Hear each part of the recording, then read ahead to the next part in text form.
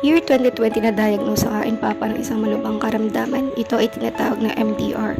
Sa sakit na ito, kailangan mo uminom ng 10 tableta o higit pa sa isang araw. Isa sa mga side effect ito ay hindi pagkatulog. Kaya ang nangyari sa kanya ay nagkaroon siya ng mild stroke. Naisugot namin siya sa lung center para i-admit, pero dahil COVID ang mga panahon na ito, kailangan muna ng swab test.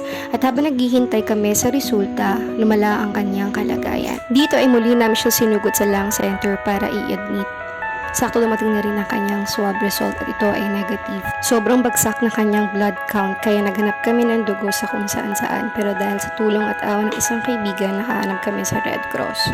Bumuti ang kalagayan ni Papa pagkaraan ng 2 linggo, kaya dahil dito na ilabasan namin siya ng ospital. Marami siyang kailangang gamit pagkalabas ng ospital at dahil nakaagapay ang aming mga kamag-anak, pinansyal at emosyonal, na iraos namin ang kalagayan ni Papa. Thankful din ako kay Ate Nika na hindi naging madamot sa kanyang mga kaalaman nung kailangan niya nang umalis. Siya yung nurse na hinire namin para tulungan kami kay Papa.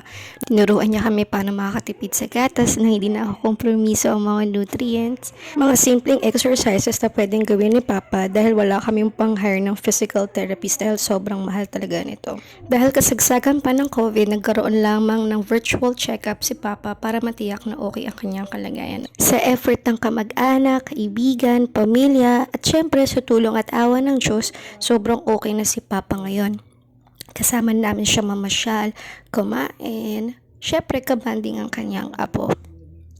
Sobrang grateful ako sa lahat ng tumulong sa kamag-anak ni Papa, sa katrabaho niya, sa best friend niya, pamilya namin, sa Diyos at naging maayos ang lahat.